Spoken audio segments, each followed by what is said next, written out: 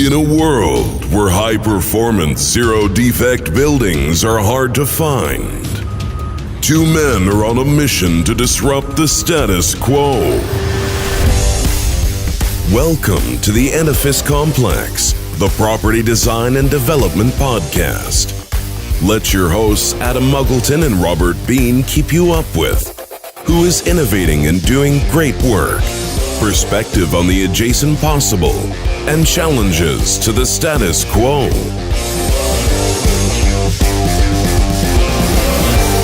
Welcome to the Edifice Complex. I'm Robert Bean, your co-host and unofficial mediator, with my colleague and official agitator, friend, and Yoda of most things, everything to do really with buildings, Mr. Adam Muggleton. Welcome aboard.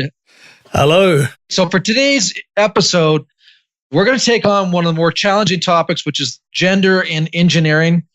And Adam and I have talked about this, could likely be one of the most important subject matters, one of the most important podcasts that we take on as practitioners in the field of engineering, but also as fathers, scientists, and also critics of the world of property development, architecture, and engineering.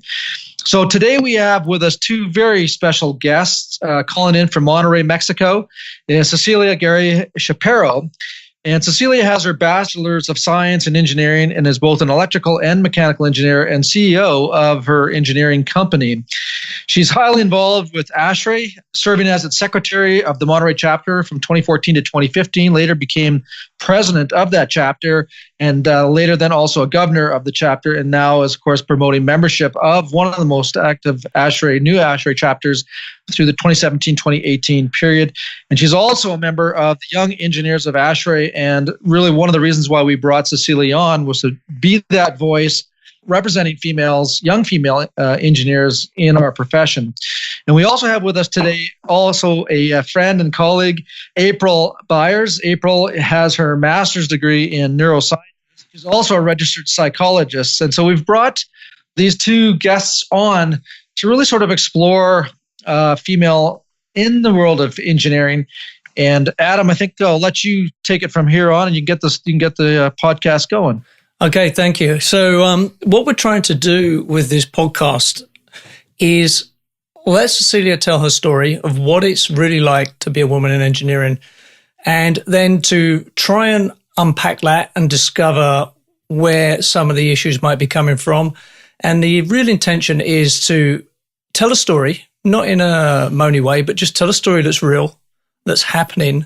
These are barriers that I think any woman would face in our business, and then try and come up with some strategies with a deeper understanding, a deeper understanding of what might be behind it and some of the path dependency in that, and then think to some strategies that would help Cecilia and any woman in engineering try and move forward in her career. So that's the lofty goals we're setting ourselves. We'll have to see where it goes. But I think, Cecilia, initially, do you want to just give us a bit of information on your background? Why did you decide to go into engineering from high school into college, into university? In my case, my father is an electrical mechanical engineer, and he was and is my role model. Every time I had troubles with my homework in high school or at the university, and he helped me to solve them all and explain them to me in a very easy way. I thought when I grow up, I want to be like him, as smart as he is. When I was in high school, he told me to go with him to an association of engineers, to the ASHRAE, for HVAC engineers, and I was mesmerized at the meetings when I was in high school because I didn't understand anything they were saying at that time. But I was really eager to go because it is the only time that I have went to a meeting where the speaker was interrupted by the audience and was told that what he was saying was not accurate, or that the correction factor was wrong, or that they asked them where he got that information. But I was like, why are they interrupting him? It should be at the end of the meeting, not during the meeting. They interrupt the speaker. And for me, it was a great surprise because I used to think that when a speaker is talking, he talks for an hour, and at the end, the audience applaud to him, and he got a diploma by that association. So I was mesmerized by that kind of meetings, which were very interesting for me at that time. And also because I feel now that the HVAC industry is the one that applies all the knowledge that you learned at the university. You do not only apply thermodynamics, but also mechanical of materials, engineering of materials, mechanical of fluids, electricity control, heat energy transfer, a little bit of chemistry, which I don't like, but we have to know a little bit of chemistry, electric circuits. You have to apply all of your knowledge in HVAC. You have to apply all of the knowledge in HVAC, and it is not limited to one subject or two subjects. I ended up in the industry, but that didn't happen after I graduated, but 3 years after that. When I graduated, I was first mesmerized by power distribution transformers, and I work as a customer service engineer in a big company in General Electric. I got discouraged very soon because of the boss of my boss. He was under a lot of pressure, and I think he was taking it on the young engineers, all the stress. So I didn't feel comfortable in that kind of environment. I don't like people yelling at me, or I don't like all. It doesn't matter if you yell at me, but every single day, I don't like to be yelled at. So I quit. But I learned from my father never to talk about your bosses, because you don't know what the kind of pressure they are handling. So I went to human resources and told them I didn't like the way he talked to me, but also I believe he is a very smart engineer, and the company have to assign more people to that department so he can be less stressed. And I was really, really happy to know after 2 or 3 years, when I watched the organigram of that enterprise, he was at the top, and then he had 20 engineers under his charge. And I felt good because I quit, but I made something useful. I mean, it was useful for him that I quit, because the company realized that it was so much stress, and they hired more people. Then I went to the automotive industry, and I worked over there for 2 years as a component engineer in the automotive field. And I was really happy because my bosses were perfect. They didn't discriminate us, even though they have a lot of experience. Some of them were from United States, and we were in constant training. And what I like the most about the company is that it is constantly training people. I value that a lot. If they send me to a seminar or to a Congress or to a course, I feel valued. Like they think I am an important person that is working under the enterprise, on that enterprise.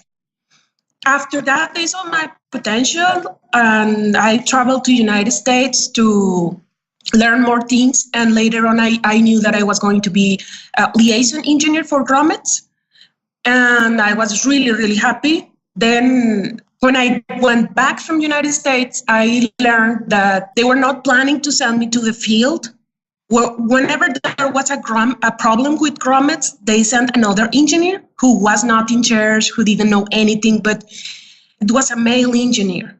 So I talked to my boss and told him, I want to go to the field because I want to know what the problems are, and because I am in charge of that. The other engineer is not in charge of that. He has another line of product. So I have to be there. And every time I went to see the customers at the plant, they were not eager to send me. But another thing happened to me. When they were introducing all the male engineers, they would say, I want you to introduce you Engineer Jose or Engineer Jorge. And this is Cecilia. And just want to make you pause there for a second. So there's a lot to unpack there. And before we get into whether they were intentional or unintentional, or what might be going on there, just go back to, you did a degree in mechanical and electrical engineering. So normally, certainly in the UK where I came from, and in Canada and America where I got some experience, you normally have to choose between them. So is it usual to do both in Mexico? when I graduated, there was still the major. I studied in a private university, so they have the electrical mechanical engineer bachelor. There was the same amount of mechanical subjects as well as electrical subjects. And we didn't have minors, but after, I think it was in year 2012, right now they changed the major, and right now you have to be mechanical engineer with minor in electricity or in electrical, or either you can be electrical engineer with a minor in mechanical. I like that. In the UK, you're as a building services engineer, if you work in building design, you're expected to have a deep subject matter expertise in one, but be able to speak to the other. So I quite like that principle. It's not quite like that in North America. So do you consider yourself a mechanical engineer first or electrical engineer first? Mechanical engineer first. Correct answer, because that's what we like. Sorry, all you electrical engineers out there, but, mechanicals, we carried a weight, let's be honest. We carried a load. Anyway, We digress. All right, so kudos for a good choice, because I always firmly believe that an engineering degree or a technical degree is a good choice. The world needs more engineers because there's always change to do, right? So just back to you, would you describe yourself as a visual learner or as a visual person, or more of a auditory or more of a sort of sensory person? For learning, I'm very visual. I'm a person who has to be if you are talking to me and you do not write something down or you don't draw something, I will not learn. All my attention will be hearing you, but the next day I will have troubles to remember what was the project about. So if I have the drawings, I can do much better. That's one of my personal theories, that most engineers are visual learners. They're applied, not pure in terms of their science bias, and they are visual in terms of their input bias. And that's just my personal opinion. So, okay, that's good. So we've got your origin story, a bit like Spider-Man getting bitten by the radioactive spider, right? So we have your origin story, which is awesome. So in my opinion, a great choice. I would say that, wouldn't I, in terms of your degree choice? And I think mechanical is certainly for how it sounds like your skill base and learning inputs are. I think mechanical engineering is totally the right place for you, because it's a very applied, hands-on thing, right? So you've been through a couple of steps in your career, and now you're the CEO of your own firm. Can you tell us how that happened? My father began the business, and when I wasn't feeling happy in the automotive industry, because I learned that they were not going to send me to the field, and I felt at that time that the curve of learning was the maximum that I was going to get from that industry, I decided to quit and go to work for my father. So I have been working for them, but right now he's retired. So he left me the company. And I am very happy that I took that decision, even though the money was not very good. But I learned a lot, because he is the kind of person who say, like, I don't care about if you're a male or a female. I have a problem, go and solve it. Yeah. And that's how it should be. Like, it doesn't matter if you are a male engineer or a female engineer. But the problem was, in every kind of project, I faced many challenges. In some way, they were like bullying, but that has progressed. I haven't seen that kind of bullying right now, but there are many challenges that I have to face on a daily basis. And we do energy saving projects through HVAC systems. And that has helped me to learn a lot of thermal loads. We don't use any software. We do it by hand or using Excel.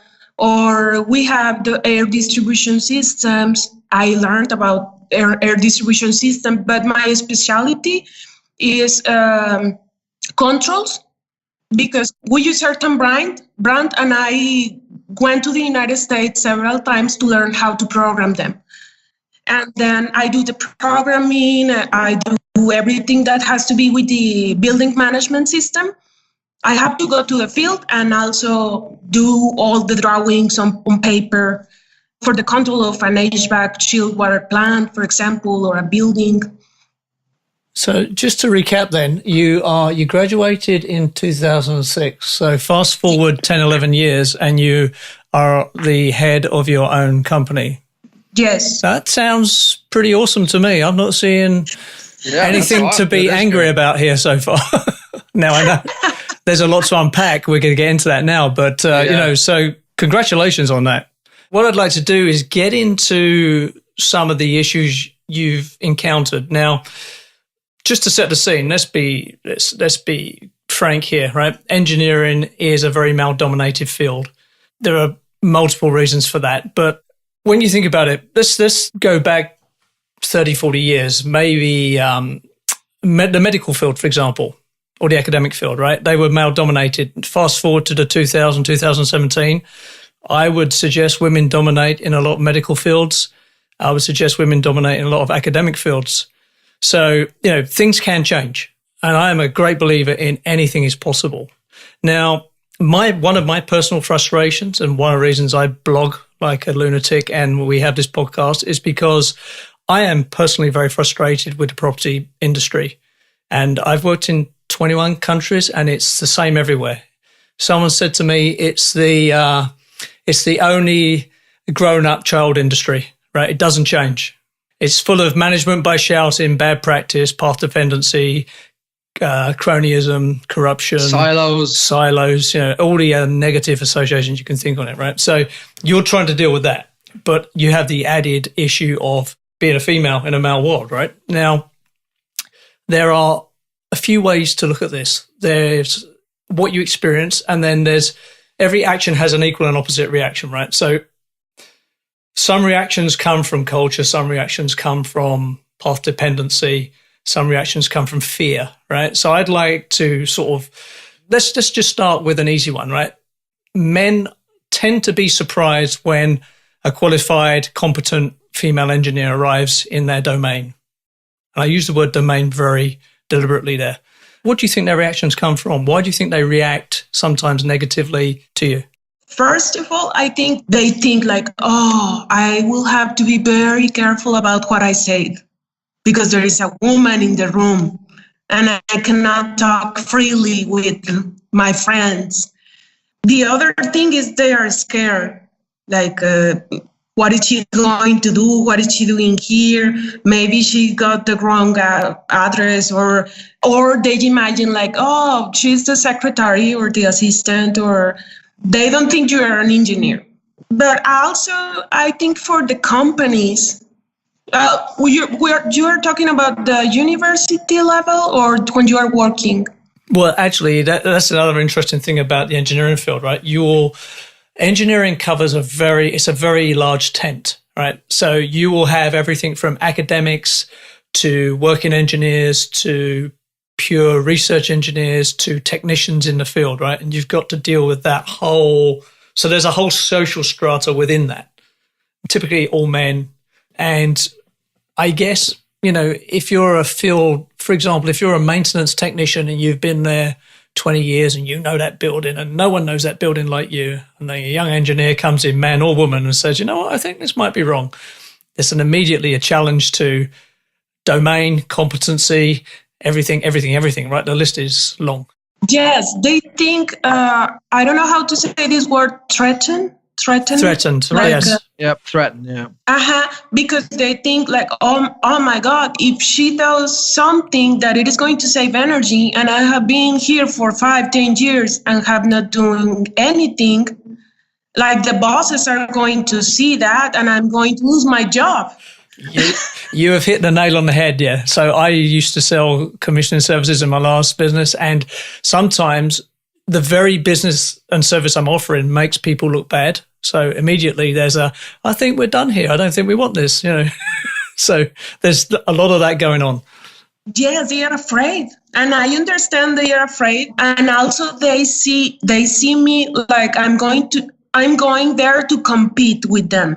Because some males tend to be very competitive. And I have noticed that since I was at the university. But what I always try them to understand is I'm not going to make you fired. I'm not going to compete with you. I just want to learn. If you can help me, it will be great. If you cannot, I understand. I will do everything by myself. And I just don't want any kind of trouble. I will do my job, the project that I was paid for already from my client, and I don't want to have any issue with you. But sometimes they don't understand, and they do things like, for example, I remember some projects where the maintenance guy cut me some cables, take out some relays of air handler units. So I got the building management system already, and I got an alarm, and I wake up at 3 a.m. and I have to go to that place to fix it. Because the chiller wasn't working, or the air handler unit wasn't working, and it was playing cat and mouse. I didn't like it, and especially because at that time in my country there were a lot of shootings on the street at that hour. So I was risking my life for an air handler unit who was turned off because someone cut the cables. And I said, this is enough. I didn't know what to do at that time, and I don't know if it was the best that I could do. But I stayed there for 2 days and 2 nights.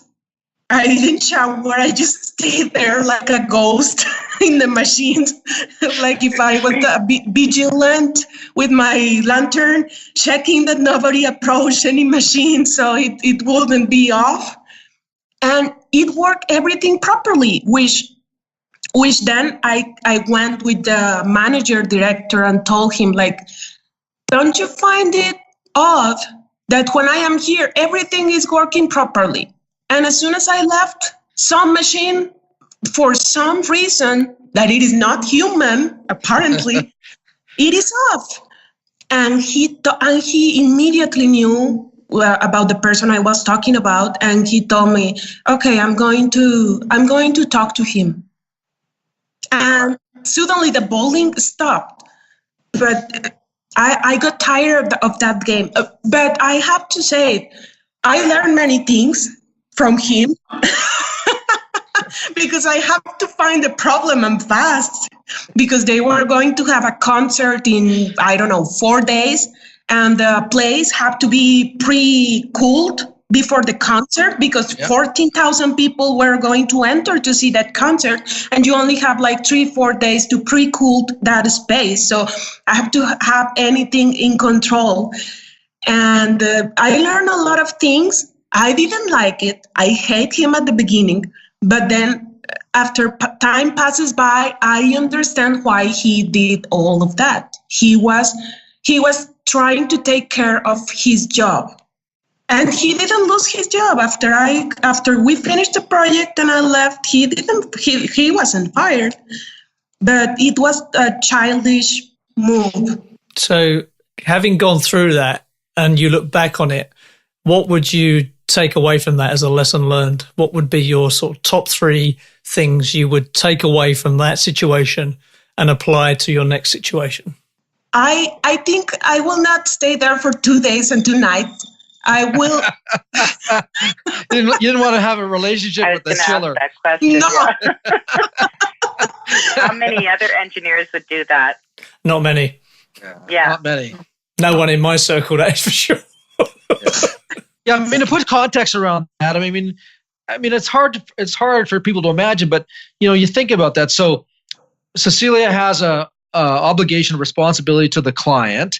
She has to literally go from her house to the project through a landmine of bullets, and so there's danger in that. You get to the job site, and we all know what it's like to be on a job site when you're under pressure. There's a lot of stress. There's this concert coming. You've got somebody deliberately sabotaging the electrical mechanical system of this building. Yes. I can't imagine emotionally what it would have been like to be in your shoes. That would have been a very difficult time. And that's actually a great segue there, Robert, because I'm not saying I'm good at this by any measure, but putting yourself in someone else's shoes. I'm a big fan of the Hardcore History podcast, Dan Carlin. If there was only one podcast I could ever listen to for the rest of my life, it would be his. He does history of storytelling, but he always talks about traveling a mile in the other person's moccasins. that is a very underrated, almost superpower. But it's a superpower because I think it's very hard to do, right? Because you're there, you're an engineer, I've got to get this done, I'm going to get this done. Why can't he see I'm awesome and I'm right? And, so sometimes there is empathy is, I guess, something engineers in my experience are not great at. And I'm not saying I am either, but putting yourself in his shoes, right? Going to the next facility you go to, maybe thinking, right, okay, this guy looks like he's been here 20, 30 years. He's obviously king of his little world. So I'm coming in here. All he's probably thinking is this going to be a disruption to me? Am I going to have to work late? Am I going to have to work extra? Are they going to find out I've not been changing the filters for the last 20 years? Who knows what is going on, right? So there is, I think one of the lessons there might be that when you go into these situations, read the situation, read the person, and just for 10 minutes, put yourself in his shoes and think, right, what's he worried about? Yeah. And likewise for the engineer, the male engineer engaging with the female engineer, trying to understand, well, what has she been through to get to where she is? Obviously, in the case of Cecilia, there's amount of trust in the skill set. And so why is Cecilia on this job, on my job, let's say if I put myself in his position, why is she there? But what has she gone through to get to where she is?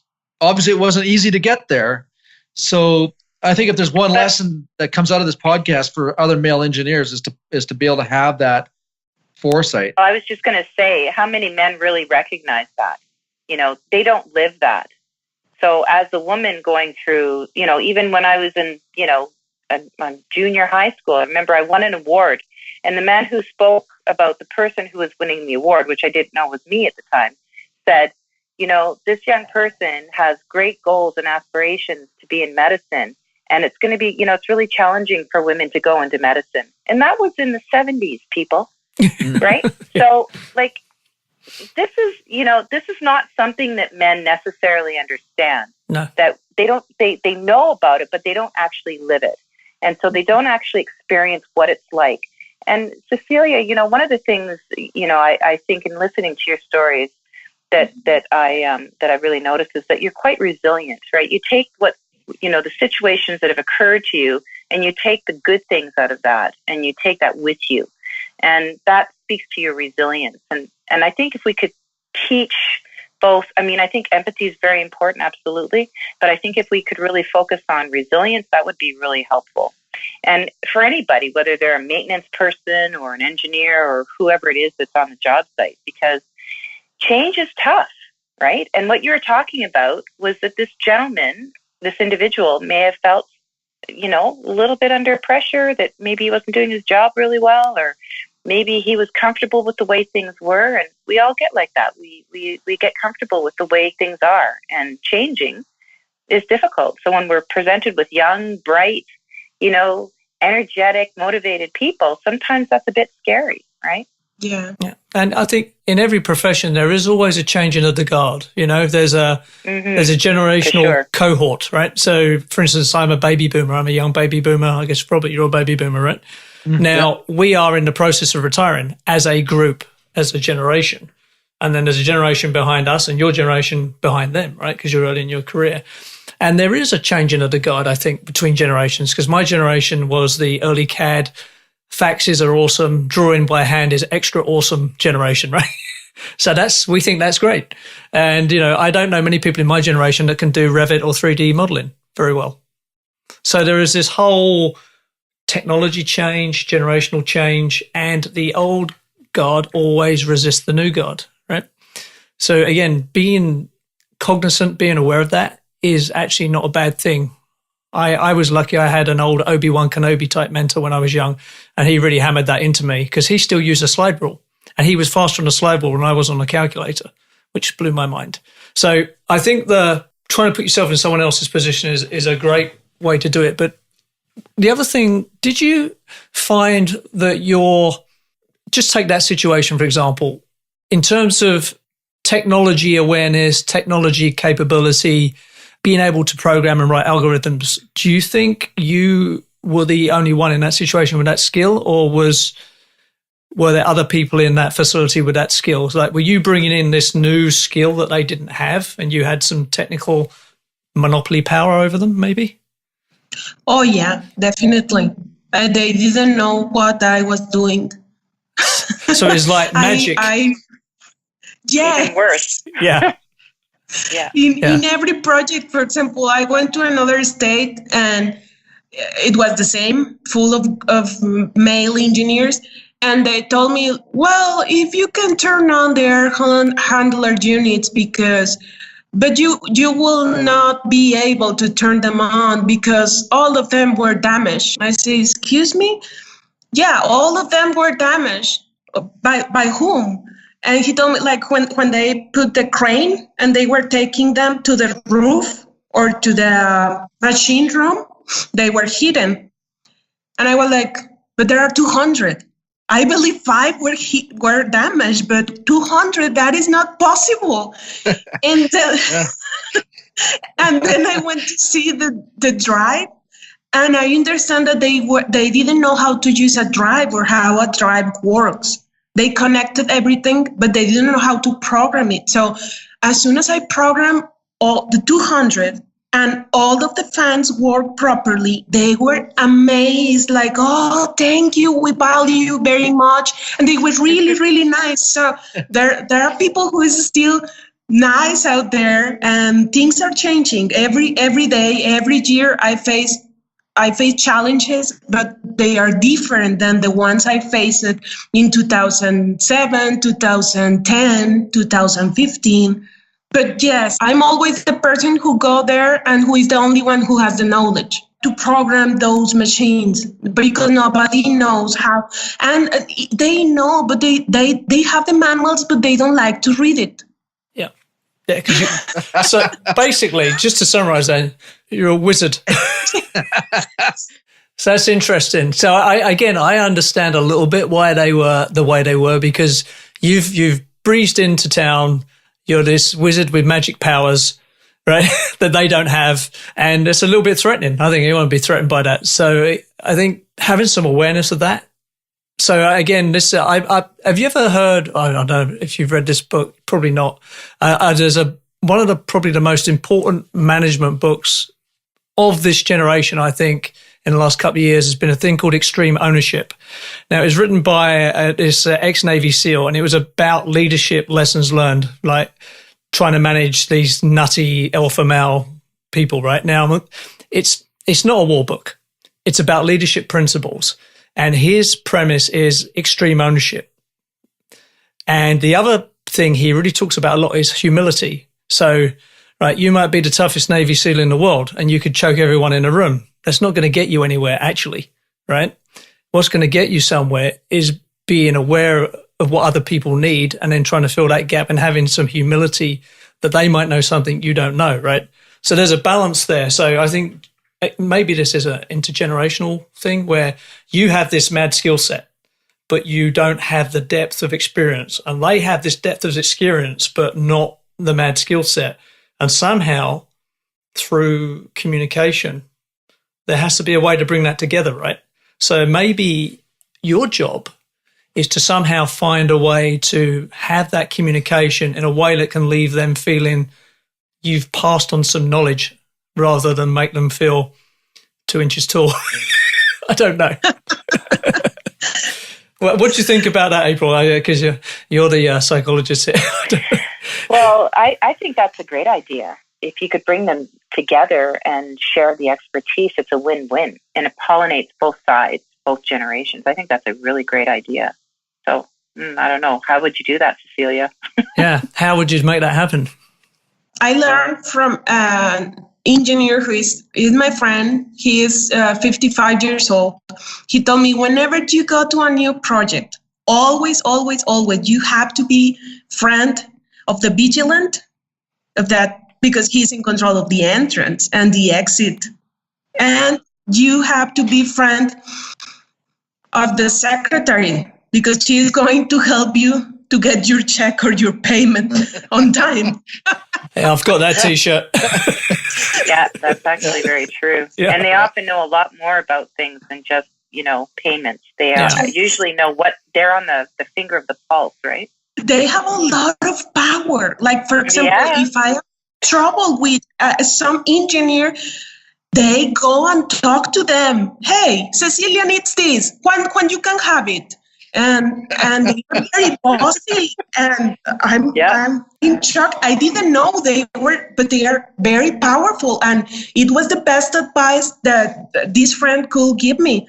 Like, be friend of the person who the security guy and the secretary or the assistant of the boss, because they are going to help you get many, many things. And if you have any problem, they will back you up. So I have been doing that, and it has helped me. I have to say, it has helped me a lot. Yeah, it's interesting. Sorry, I can say that the same was true when I was doing research at the universities. Secretaries, they were the go-to people. Yeah, they're the gatekeepers, right? It didn't matter what. Yeah, exactly. It didn't matter what field. Yeah. So what I heard there, Cecilia, is we're talking about, I think, respect, humility. So there is a time, I remember when I was young, and this is a long time ago in a galaxy far, far away, but I used to compensate for my lack of experience by being aggressive. And I'm only 5'8", so that's funny in many levels. But as I got older, I found I didn't have to do that, right? As you get older, you get more settled, you get more comfortable with yourself. So I'd suggest maybe, do you think you're being aggressive because you expect people to be aggressive with you, or you're being aggressive because you think, right, I know all this stuff, why can't they understand it? What's wrong with them? I used to be very aggressive. Right. And I have learned as I got older to put everything in perspective and to put in everyone's shoes. Like, what is happening with that person? Why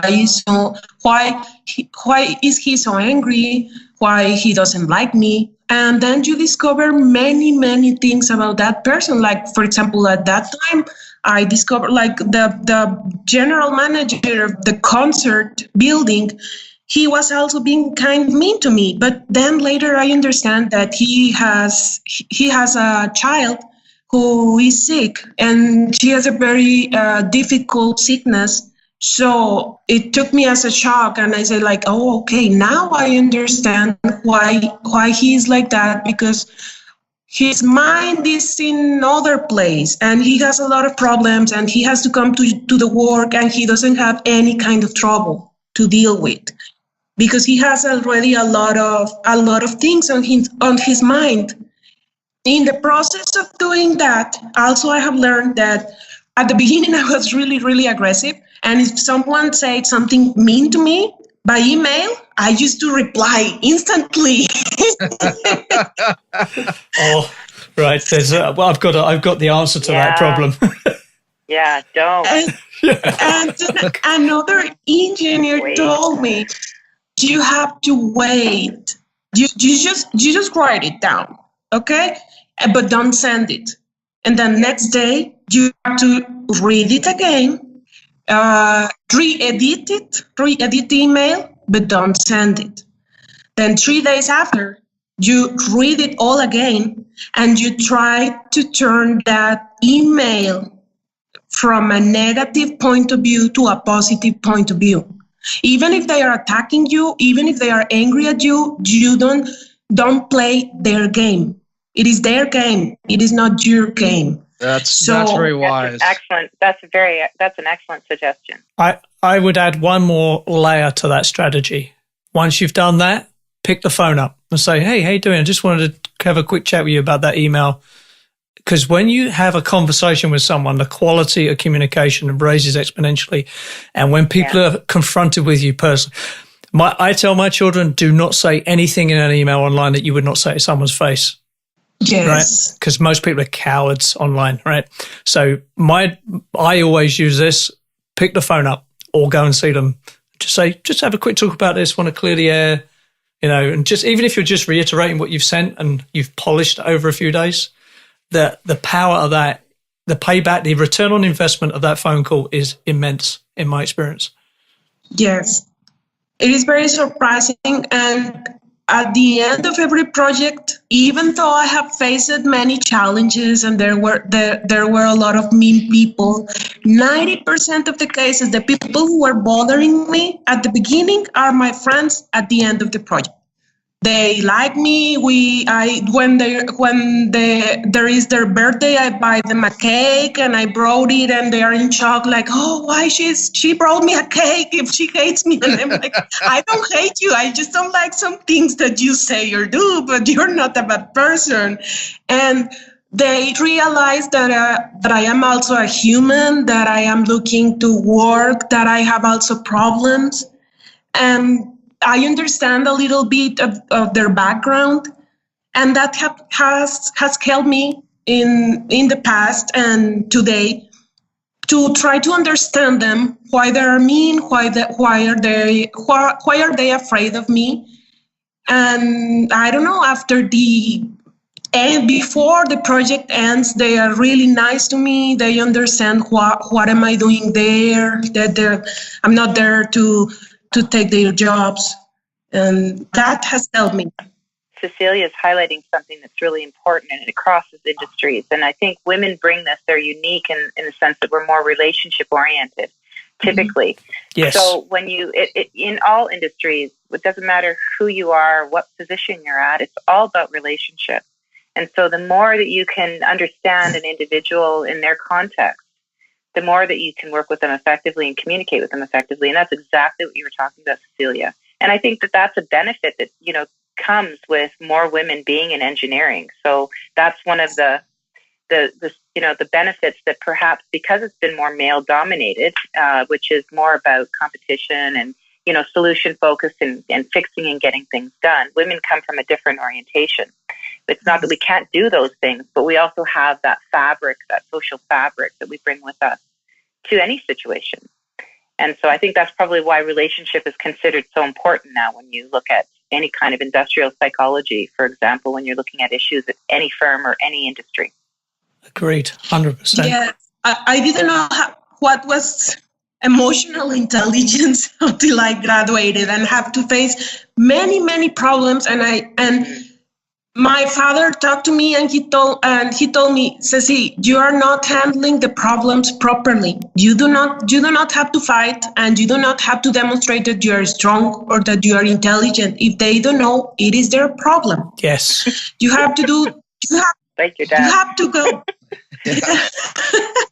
You have to go there, do your job, be kind to the people, because you don't know what is happening to them, but you know that they are bad. What they are saying to you is bad. Here in this country, as it is in China, they shouldn't have said that, but just hang in there. And I promise that things are going to change. But you don't have to be aggressive. So I have to develop my emotional intelligence, which I didn't do at all when I was at the university. I always think like I have to study and pass the exams and get my diploma. And I was like very focused on that. And I put the emotional intelligence aside, and I was wrong. Because when you graduate, the most important thing is to have emotional intelligence rather than to be a super genius person. Because nobody likes a super genius person if you cannot deal with him, if you cannot talk to him or to her. There's a huge lesson in here, because I know when I went to school, we had a course called Effective Communications. And that was, that when I look back at that course, it's lame compared to what we're talking about here.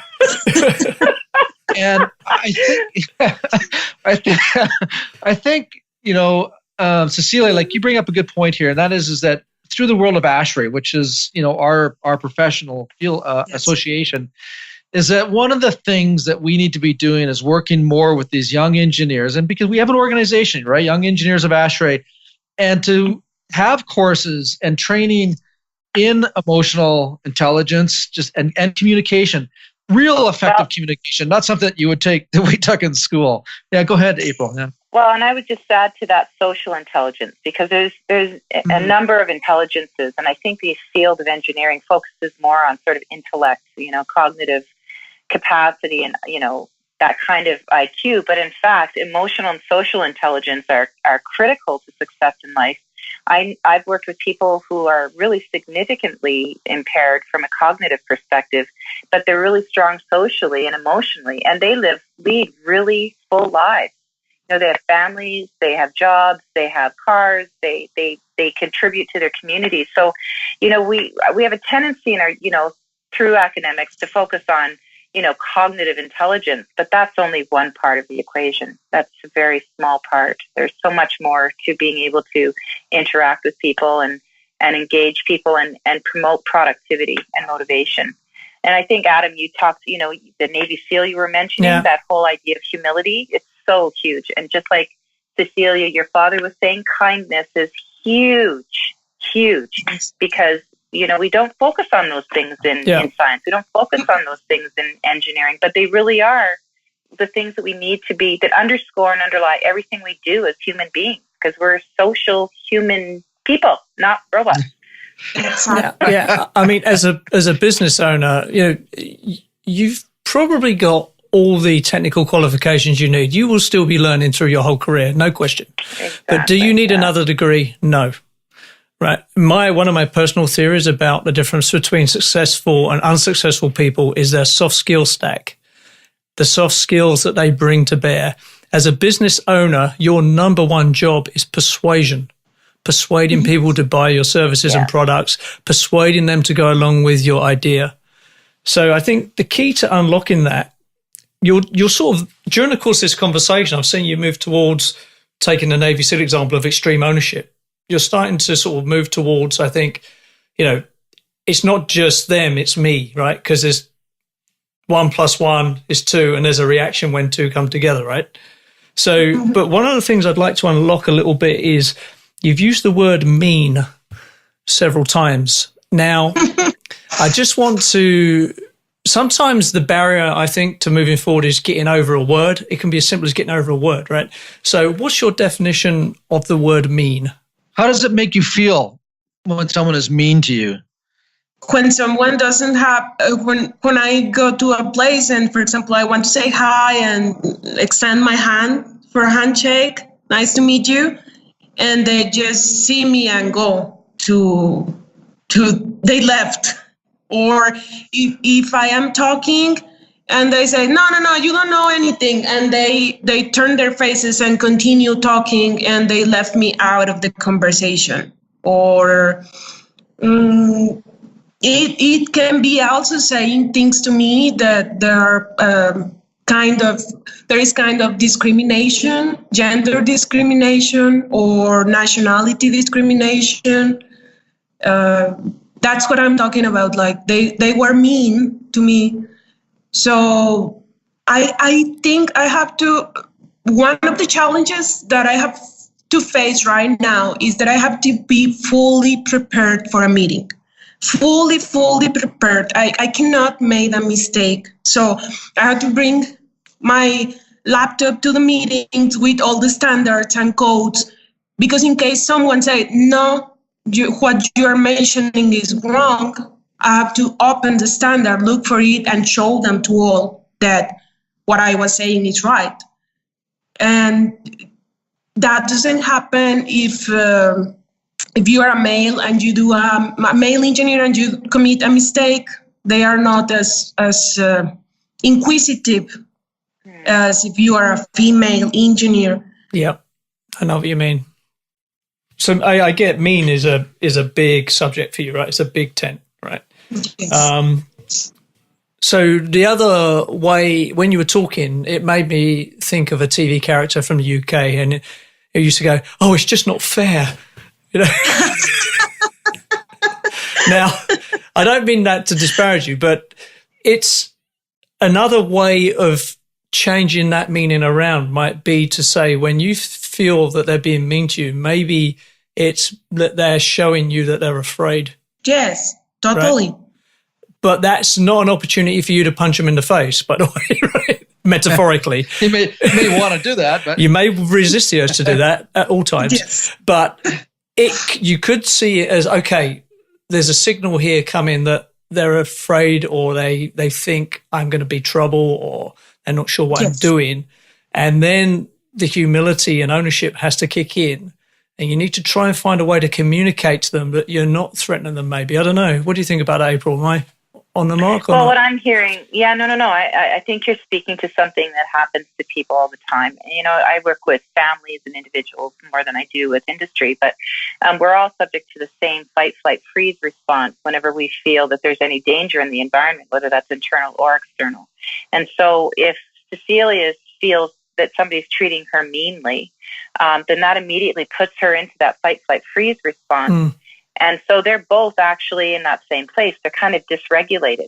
And the thing about that is that when you're in that mode, that stress response mode, or that fight, flight, freeze response, your frontal lobes, where your executive lies, is actually hijacked temporarily until you can calm down your lower brain or your limbic system. So if you are both in that place, then the person who says you're wrong, Cecilia, isn't coming from his frontal lobes. And if he actually thought about it for a few minutes, once he calmed down, he'd probably go, oh yeah, right.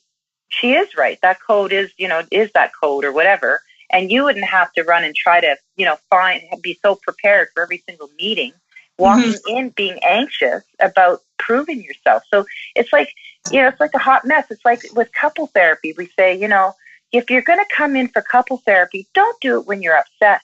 Come in when you're calm, because we'll get some real work done, right?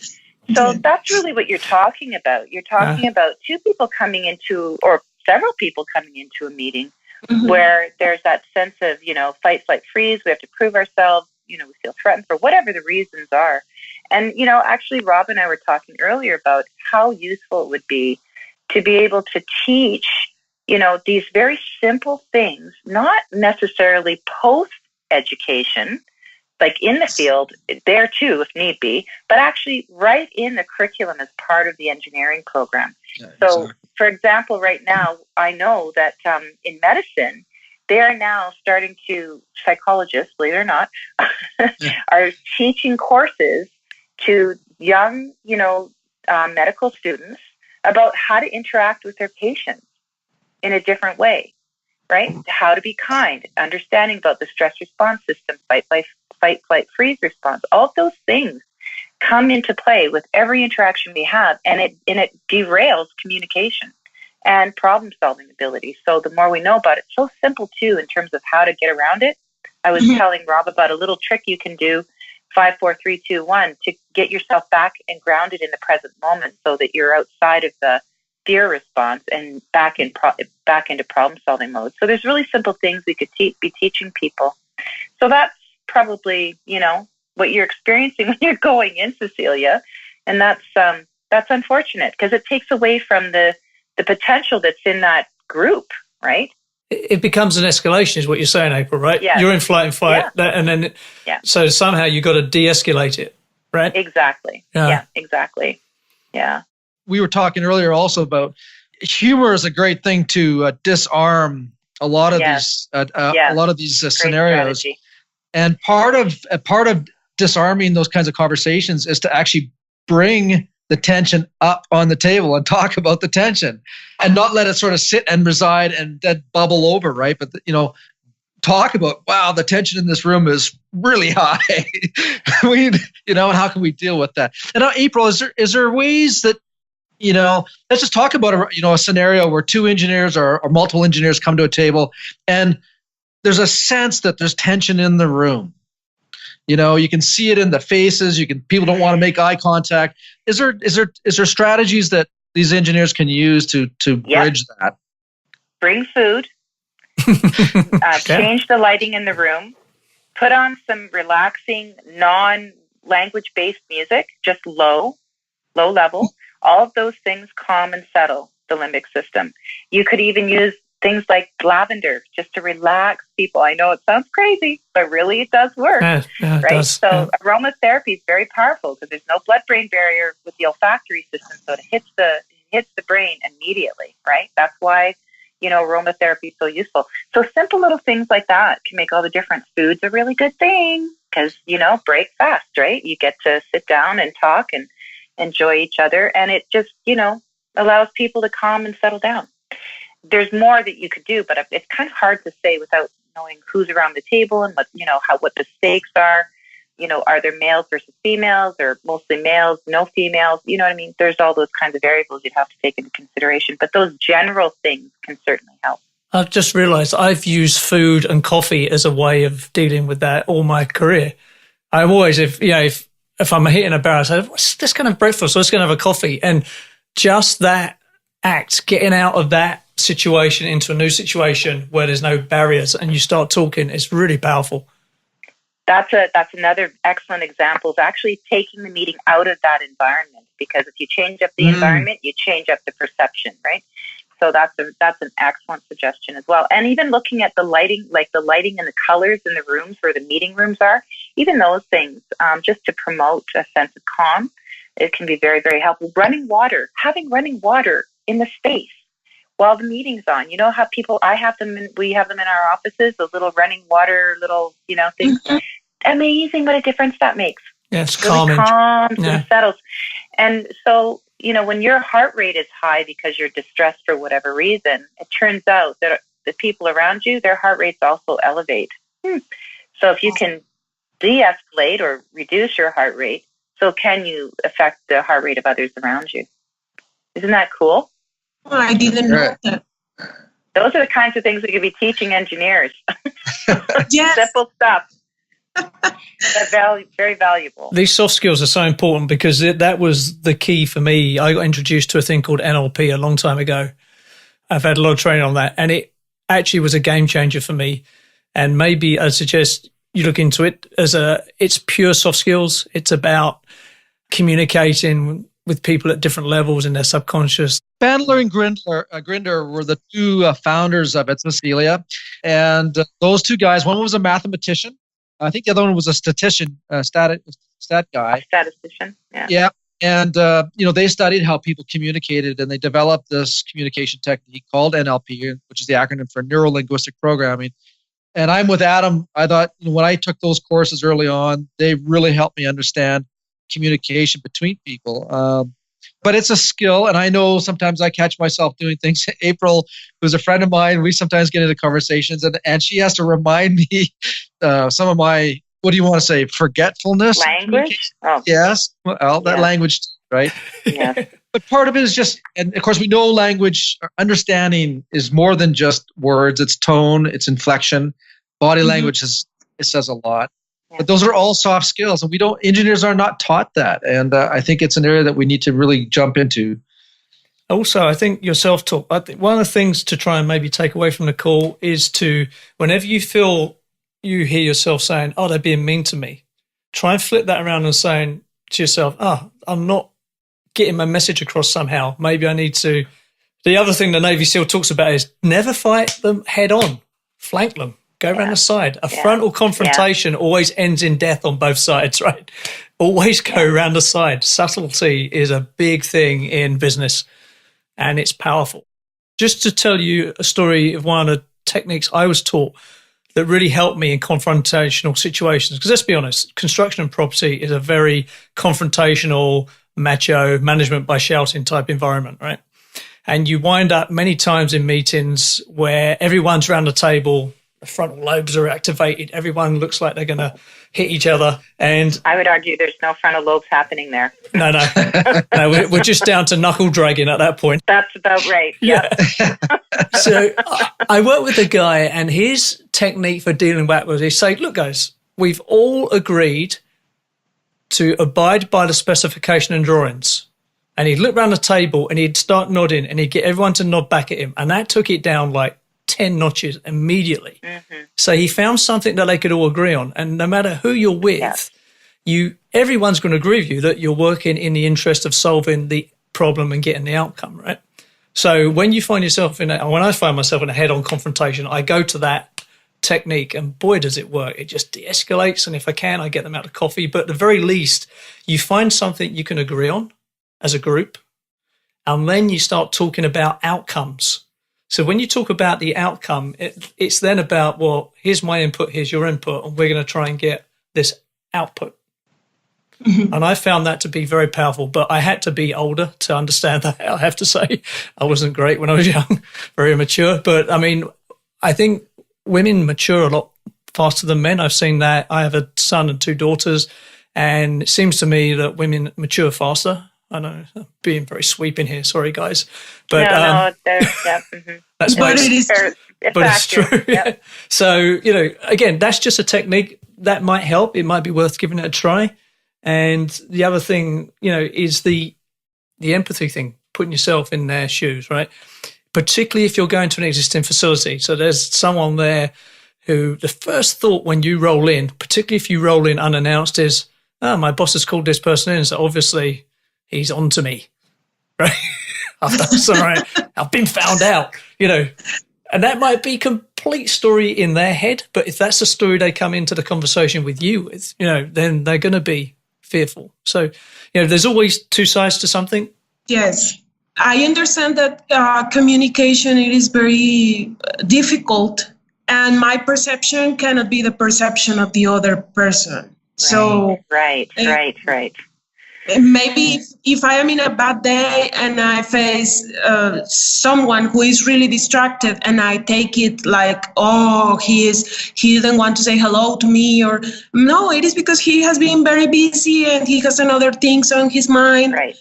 And another thing that I found that I was really surprised, and it is a technique that a person from France used when he was dealing with with me and with another engineer, and he was really, really calm. He was in a very powerful job position, and I understand why, because he always kept calm, and he said, "Okay, Cecilia, which one are your results?" And he began to do a table like, "Okay, you say the temperature should be this, and the relative humidity should be this."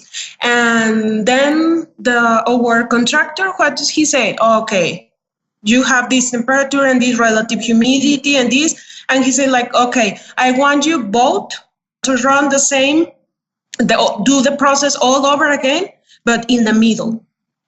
Right. So if the temperature you say we should have is 75 and the contractor has 85, let's settle at 80 Fahrenheit degrees. And if your relative humidity is this and the other one is this, we will have it in-house and we will put it and we will see how does it work. And that was the end of the problem. The problem that was been for like 6 months going on with the specifications. At the end, the French engineers accepted that, okay, we have a problem, but what you're suggesting, it will cost a lot of money. But what about if we meet in the middle to get the outcome? Yes. And we had to travel back to Monterrey, and we were thinking like, wow, we admire that person because he kept calm all the time. He was always smiling, very friendly, and he didn't engage on the fact that I was fighting the contractor and the contractor was fighting with me. He didn't engage in the discussion. Yeah. And he understands Spanish. It wasn't a language barrier. What you saw there was a masterclass in facilitation and leadership. Yeah. That's sure. Completely externalizing the situation and moving it into problem-solving mode, taking it completely out of the subjectivity and utilizing that to their advantage. That's excellent. It reminds me of when someone said, "Adam, you never see anyone shouting in a Mercedes advert, right? When there's an advertisement from Mercedes, everything's calm, right? Leaders, real, competent, capable leaders never lose their temper. Think about that. When you see someone lose their stuff, lose their shit, they've lost control. They've lost control. Yeah. Real leaders, that are people that percolate to the very top, you'll never see them shouting or screaming or stamping their feet.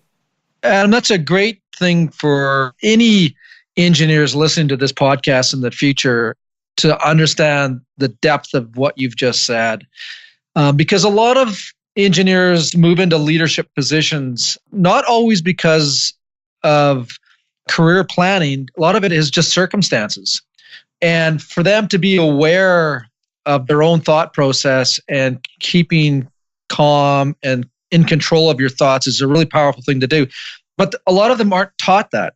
This is exactly what I was talking about earlier. It's about being in the executive, right, which is in the frontal lobe. When you're there, your limbic system is calm.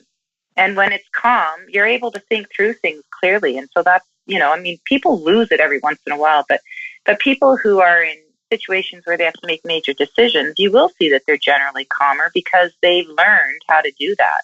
Yeah. And it's a very important skill. It really is. And they do need to know how to do that.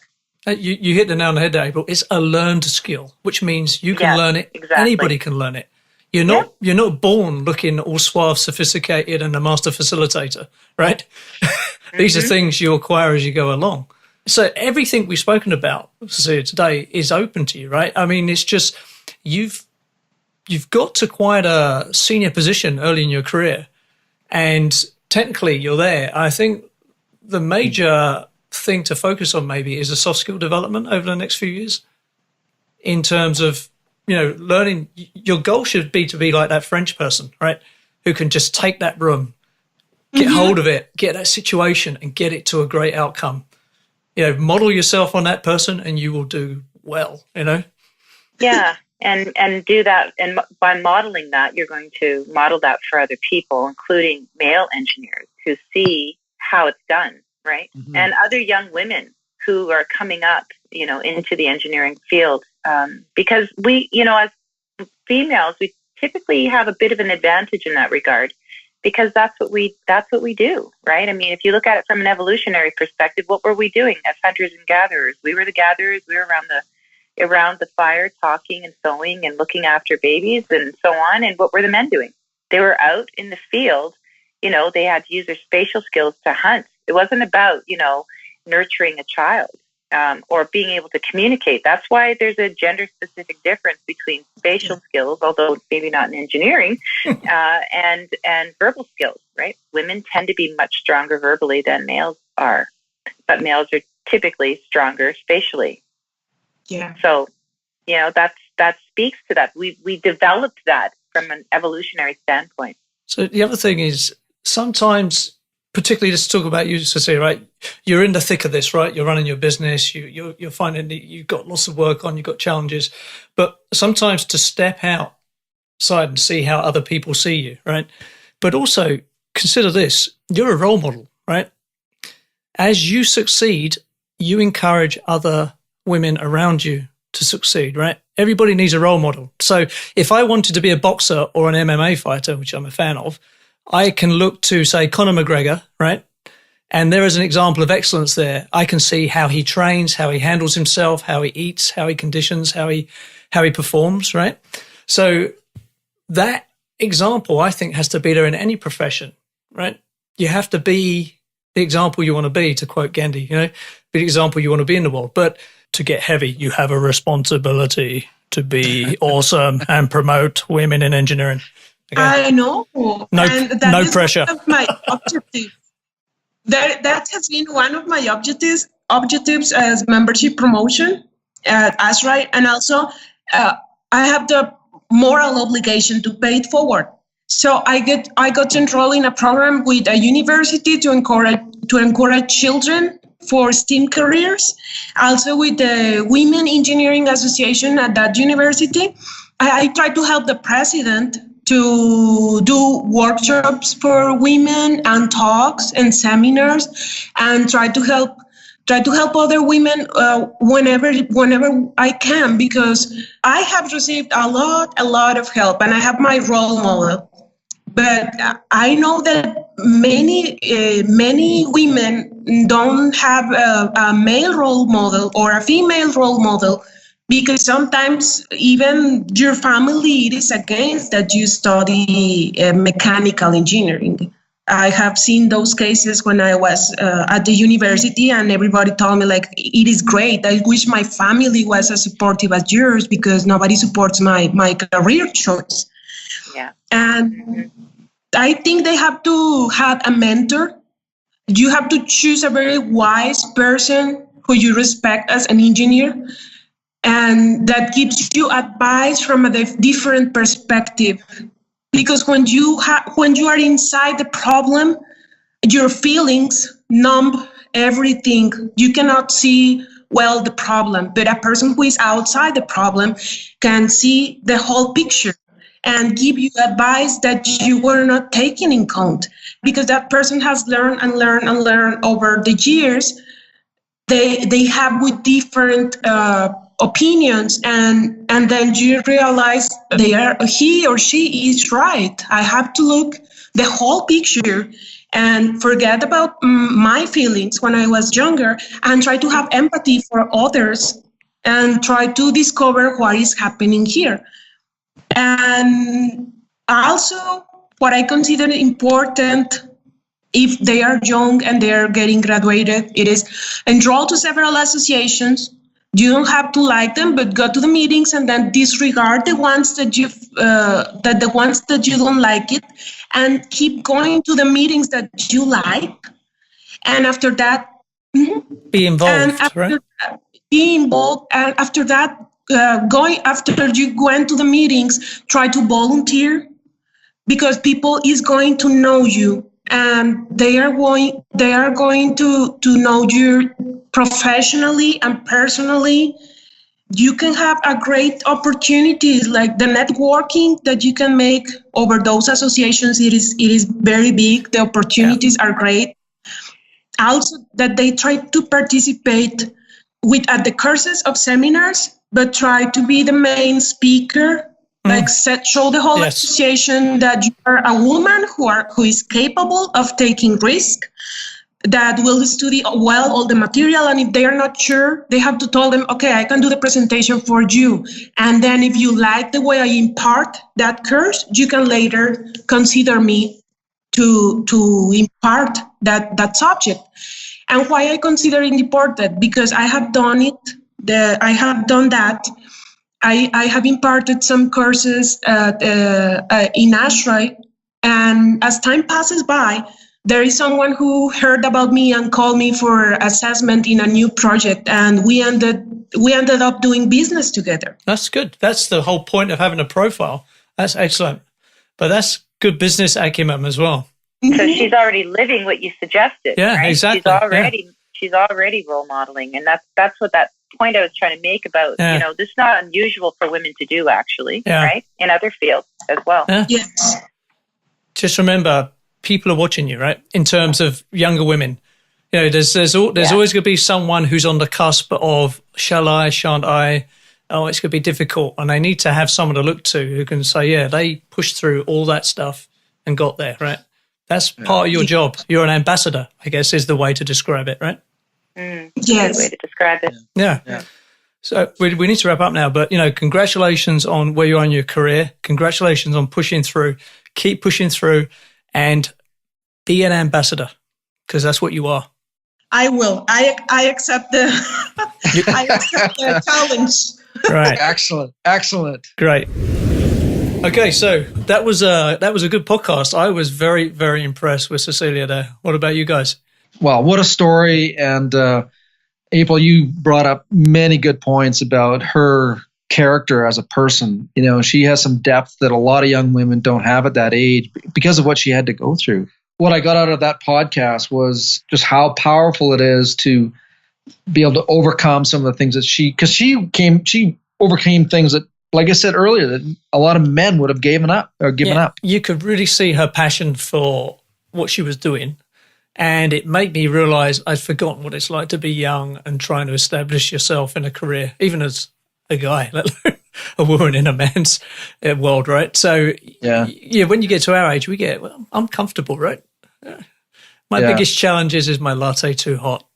I have first world problems, but, she's really establishing a career, trying to push through some male dominance. It's tough, and you forget what that's like, I think, when you get to our age. Yeah. I think, from if I was her client, knowing what I know about her, how great to have her on your team. What a powerful voice to have, someone that's young, enthusiastic, passionate, understands how overcoming the difficulties that she has. Like those are character traits that you want on your engineering team. Well, also, I think that I personally forgotten what it's like to struggle as a young person, but two, I wasn't fully aware of the challenges that are unique to being a woman in engineering, right? So hopefully we were trying to coach Cecilia into putting herself in, the guy's shoes, what's it like to be the old maintenance guy and feel threatened, but also hopefully anyone who listens to this can put themselves in her shoes and think what it's like to be young, not 100% sure of yourself, and you're facing these senior people and they're looking at you for the answer. That's not easy at any level, I don't think. So that's the thing, putting yourself in each other's shoes, and the emphasis on soft skills and de-escalation. Those were valuable things. I wish I'd had that talk. Someone gave me that talk when I was her age. I'd be a lot better off now, I can tell you that. Totally. Anyway, but hopefully, this might be the first of a few like that. And, I think maybe we should make ourselves available to mentor women in engineering. I don't know, or just let them see that we're not all guys. Not all guys have horns and tails and a trident, Yeah, I think it's, when you talk about empathy, it's hard to really know unless you live the experience, right? If you really be able to put yourself in somebody else's shoes. So the more you have the opportunity, I think, to speak to young women about what their experiences are, the more you're able to do that. It still happens in other fields too. I mean, in general, women are still facing some of these issues. It's just, I think it's much more, you can see it more in engineering because it's still largely male dominated, right? Yeah, it is. It is. I think over time that will change, but the question is, will it be a fast change or a slow change? I think it will be a natural slow change, but it could be faster, and it should be faster. And encouraging women into STEM is the way to do that, right? You've got to get that stream in there, that cohort, and get them working through the industry. Yeah, it was great. Some of the things that she's doing already. She's actually infiltrating, at the university level and in ASHRAE or wherever else. Yeah. I think that's really what's needed, is to kind of infiltrate, right? Yeah. And I mean that in a positive way. That may be viewed negatively, but I think we have to pollinate those areas, populate those areas so that we can influence change in the right direction. Because I think engineering, as a woman and as a person who is, done research and is a scientist and also, a psychologist, it's a win-win, right? When we bring the perspectives of many people, sometimes that can go sideways, but when we have, the benefit of both sides, I think it's only going to enrich the field, right? Yeah, agree. Yeah. Couldn't agree more. So this is an interesting, different type of podcast for us, and we'll have to see what sort of feedback we get and see if we do more, maybe. Yeah. Okay. So I think it would be great to continue on this dialogue, and we, bring in other voices on the subject matter. And April, thank you so much for participating. Your participation was really valuable. I think it was. I agree very, very much, and thank you for that. I think what we should do. We should target the woman who heads up the engineering section in ASHRAE, who's the head of the what's that group? She's Julia. Julia Keene, and it's the Young Engineers of ASHRAE, and she's a professor at I think it's Penn State. I might get that wrong. No, Julia, I think you said it was Penn State. and but she's also a practitioner. She's an academic. She's a leader and well respected. And she's a vice president of ASHRAE right now, one of the vice presidents. So she's on track to be president. And Julia, we are coming for you if you're listening to this. We're coming to try and book you. Okay, guys. So, great podcast, and I look forward to the next one. Take care. Thanks, Adam. Take care. You've been listening to the Edifice Complex podcast with Adam Muggleton and Robert Bean.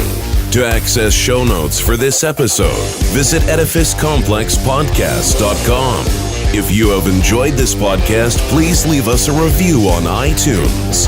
See you next time.